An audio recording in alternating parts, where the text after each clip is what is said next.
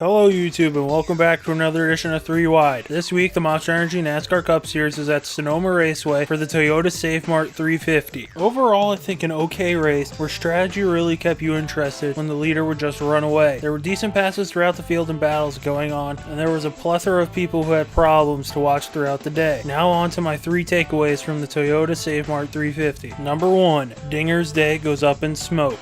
Every time that the NASCAR series, whether it be Truck, Xfinity, or Cup, go to a road course, AJ Allmendinger, if he's in the race, is one of the favorites. And this race at Sonoma looked no different, as AJ Allmendinger qualified in the 5th spot and looked like he was making his way to the lead in the first stage. This led to Allmendinger getting his first stage win when he won stage 1 at Sonoma. That was when all the leaders came into pit and he was the first guy who stayed out. But then at the beginning of stage 2, Allmendinger, after coming into the pits with the rest of the people who stayed out, restarted outside the top 10. Then a little into the first run of the second stage, all of a sudden Allmendinger's car went up in smoke, where he said he blew the car up.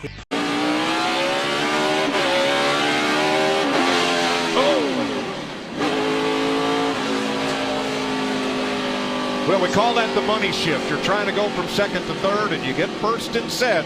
He ended up shifting instead of going from second to third, second to first gear, and the engine was just letting go. After thinking about this for a minute, this seems to be kind of becoming the norm with AJ Allmendinger. Whether he has battery issues, engine issues, or just gets caught up in something at these road courses, AJ Allmendinger at the road courses seems to be more boom or bust than the huge favorite that we all think he is. Now let's see if Allmendinger can get a win anywhere else, whether it be Daytona with the draft he can get up there, or get his win at Watkins Glen like he's had in the past. Now on to number 2. Pit stops matter. Going into this race, we all thought that this would be a strategy race, but we thought fuel mileage would be the strategy we'd be talking about at the end of this race. But it turned out to be that the tires were king in this race. Whether it be the people who stayed out to get the stage points, such as Chase Elliott, and then on that restart he would come up the field to get to around 6th or higher, or at the end of this race when Martin Truex Jr.'s crew chief Cole Pern duped the 4 team to pitting early, and Truex ran an extra 7 to 8 laps, pitting with only 30 to go, getting that advantage and tracking down Harvick to get the win. Overall, I think this was a nice change of pace to the road course races, as we're usually trying to see if people can stretch their fuel mileage to get to the end. But I feel like where tires were playing such a huge role was a nice change of pace for these races, where we saw people come in at the end, such as Kevin Harvick, getting one extra stop, seeing if those tires could maybe make a huge difference and get them a better finish than they had. But that did not come to fruition, as Martin Truex Jr.'s strategy played to be the better one of the day, and he got the win, which leads to number 3. Martin Truex Jr. gets his 3rd win of the season. Yes, Martin Truex Jr. gets his 3rd win this season. After winning at Auto Club in Pocono, he adds Sonoma to his list this season. Now with Truex winning on the 2-miler in Auto Club, the 2.5-mile triangle at Pocono, and the road course in Sonoma, we'll see if Truex can harken back to what he was really good at last season, winning on the 1.5 miles. And as we know, when we get into the playoffs, the 1.5 play the biggest role, because there are 4.5-mile tracks in the playoffs. With the new addition to Las Vegas, Kansas, Texas, and Homestead, they make up the biggest percentage of one kind of track configuration that they run in the playoffs. Now on to my 3 things to look ahead to next week at Chicagoland Speedway for the Overton's 400.